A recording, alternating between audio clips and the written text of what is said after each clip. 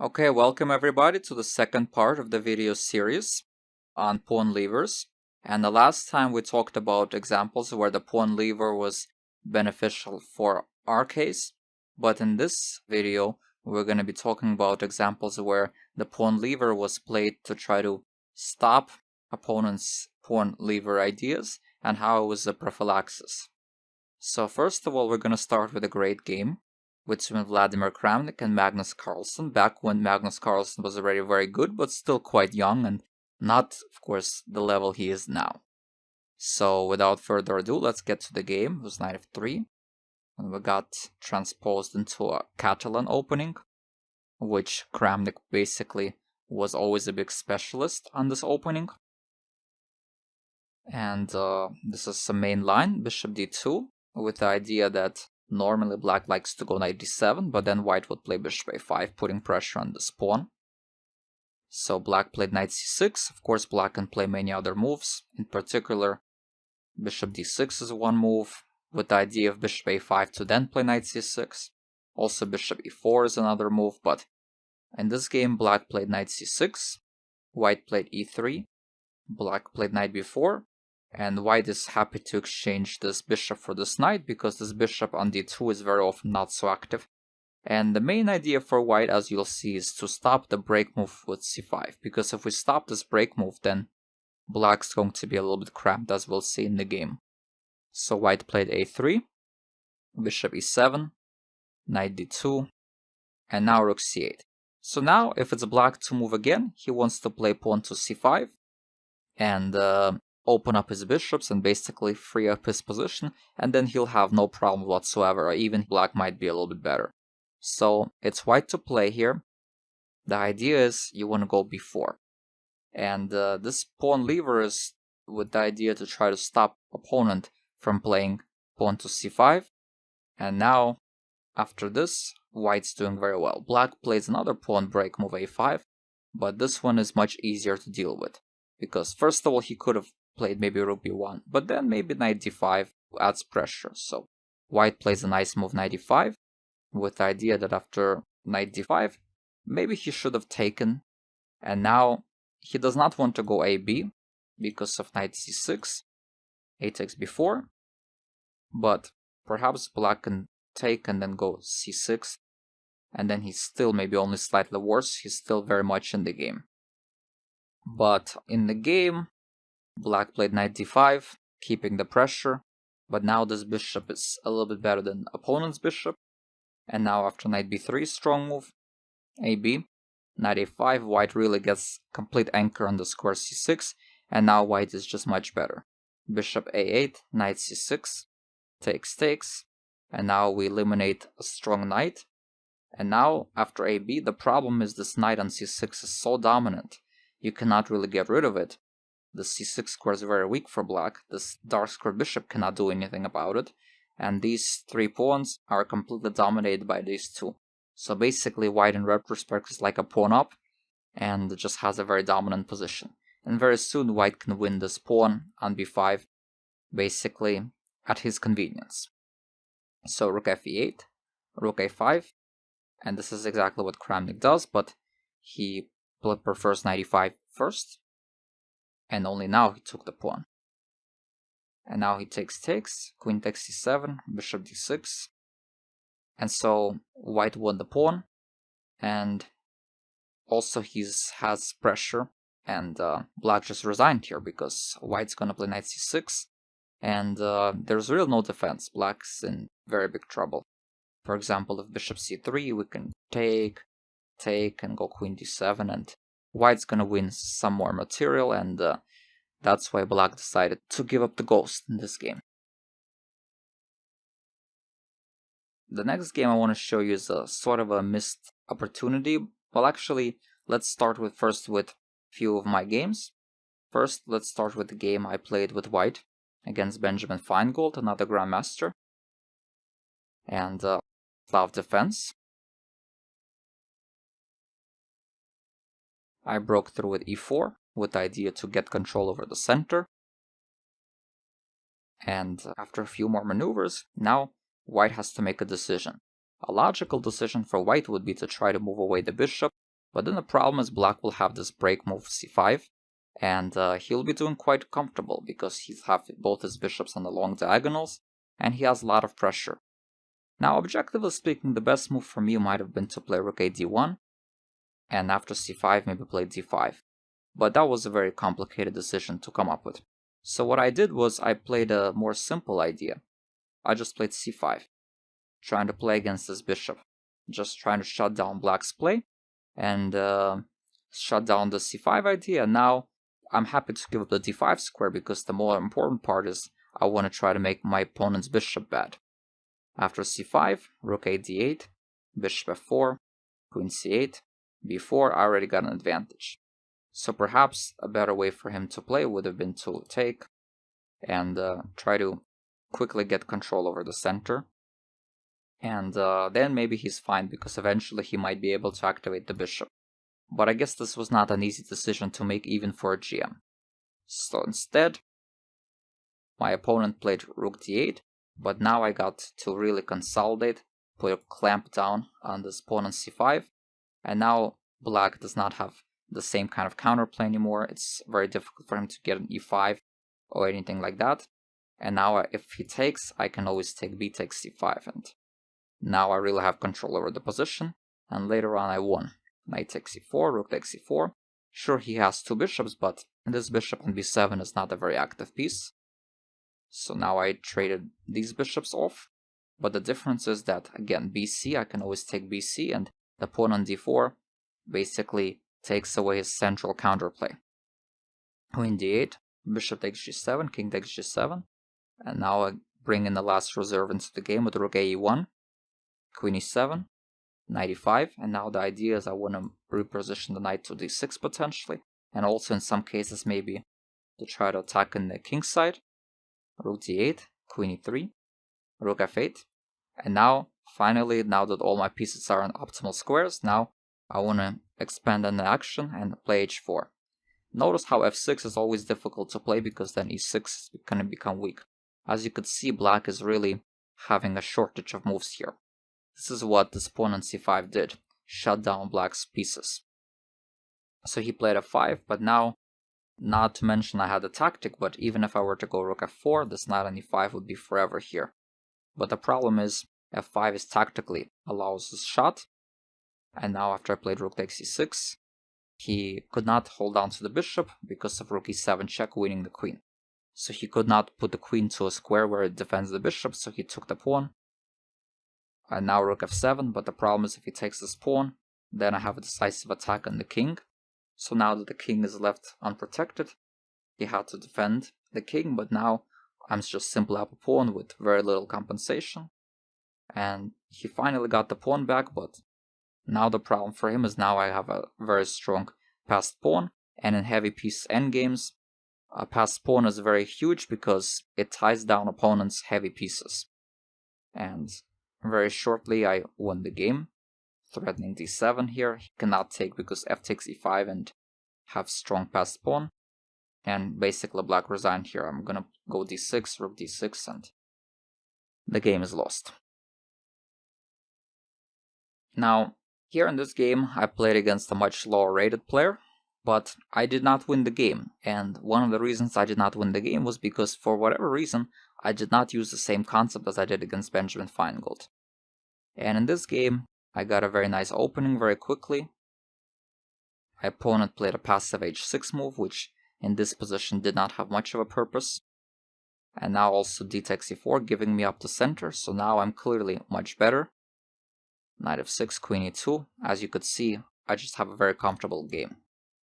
But now my opponent played queen c7. So my opponent now wants to play maybe c5 at some point, so I played rook d1. Still can't really play c5 because takes, bishop f4, and I just have too much activity. So my opponent smartly played b6 first. But now my opponent definitely wants to play c5, because then after bishop e7, they will consolidate. So knight e5, stopping c5 for now. Bishop b7, bishop f4, knight d7. So there were still tactical problems with c5, because after this there were some issues. He cannot take with the bishop because of knight d7. So knight d7 was played, And now here I made a mistake, because I let my opponent kind of unravel. After I played rook d3, my opponent played rook d8, rook d1, we got to trade everything, and soon my opponent broke through with c5, and after further adventures, the game ended up being a draw. Instead, however, I should have of course played c5. And the idea is after bishop takes e5, it is a pawn sacrifice. Now, main idea first of all is after takes, I would take here, attacking the rook, and after takes, this bishop would be pinned, so white's much better. White's winning. So black had to take here, but now I can just take with the d-pawn. And the thing is, I can even sacrifice this pawn here, because if knight takes c5, I go rook d6 and rook d1, and I have just a clamp on the position. Something like this, bishop e3. I'm really dominating the position. For example, variations like this. I eventually break through. Of course, this was a little bit of a complicated line, but that was, of course, one option. I can also take with the bishop. Queen takes. I can also play something like this, and I also have pressure. But perhaps the simplest after c5 would be to go c takes b6, ab, de, c5, but this is fine for black. So after knight d7, c5. So after c5, probably my best option is actually after bishop takes to not take on b6 and relieve the pressure, but just take, and after knight takes c5, rook d6, play for initiative. And after b takes c5, rook d6, or knight b6, I have some attack. But this might have been a little bit complicated to see, so this was understandable that I did not want to play c5 right away. But what I could have tried to do is I could have tried to prepare c5. So once you see that your desirable move is not completely working, or at least it's just way too complicated to really evaluate properly, you still have to make an effort to try to either make it work or try to make similar moves work with similar ideas. And before would have also been very effective, because of course he cannot take for many reasons. It opens up knight g6, knight takes c6. So after knight takes e5, the idea would be bishop takes e5, which again I have a safe advantage, because after this I can always take with the queen. And again, my opponent cannot really unravel with c5 very comfortably here. Where I can also play knight takes d7, queen takes d7, takes with the idea of rook c1, trying to threaten c5. So again, the idea is it should always revolve around the idea of c5 to try to stop c5, because I have to basically sense how important this moment is. It's a very critical moment that I play specifically correct here. Another moment here was, if I did not want to play in a complicated way, I could have also played c5 here. And this was probably the most straightforward, not even allowing my opponent to comfortably get b6 in. Sure, it allows bishop e7, bishop f4, queen d8, but then after a move like bishop d2, my opponent can't really comfortably play b6 because of knight e5 ideas. And after queen c7, knight e5, knight d5 let's say, b4, you can clearly see that I have a lot of pressure. It becomes a similar situation as in the Feingold game. And so that was very important. So once again, it's better to keep it simple. You see a move like c5 which cramps up your opponent's position, that's the more important part. You want to play against the opponent's bad pieces. The fact that you give up a square is not quite as important as the fact that you're shutting down the opponent's piece. What I did was instead I tried to concretely stop c5, but eventually my opponent played a nice defensive move knight d7, after which my opponent's already threatening knight takes e5 followed by bishop e7, and suddenly already here I have to calculate some complicated variations or potentially lose some part of my advantage in order to stop c5. So therefore, it's better to try to shut down the idea immediately if it's a very important idea for your opponent, and only then decide what to do. And finally, I want to show you a very important game. This was actually the last round of the US Open, where I played against Alexander Shabalov, and unfortunately I lost this game, and my opponent Shabalov qualified for the next year's US Championship as a result and won the tournament. One of the main reasons this happened was one critical moment. So my opponent played an interesting line here with b5, sacrificing a pawn. He wants to, after takes, play c5, getting a very imbalanced position. Objectively speaking, this should be good for white, but I was not very well prepared, so I took like this, just to get some kind of a game. And now here was the critical moment, so of course I wanted to play e4 to make a break move controlling the center. But the problem with this move is that he can take and go bishop c7. And now of course the idea is e5 would be terrible for me, because after queen takes d4, he would get a huge attack. Bishop a5, bishop b6 are all very strong ideas. And I saw that, so I knew I couldn't do that, but for some reason I rejected this line as soon as I saw I can't play 5. But of course I do not have to play 5.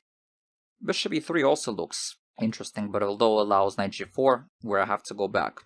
But the simplest solution for me here would have been to just play knight e2, and after check, king f1, and I'm just actually quite a bit better, because all I need is a couple of more moves, bishop f3, king g2, and then I can play at my leisure. I can play e5, I can try to even attack on the king's side. In fact, I have a very good position here.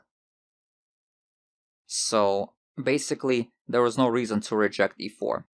And the main thing I did not understand is that I had to play this pawn lever at one point or another, because if I don't, then my opponent will make a nice break move, after which he will have the initiative. So let's see how the game played out.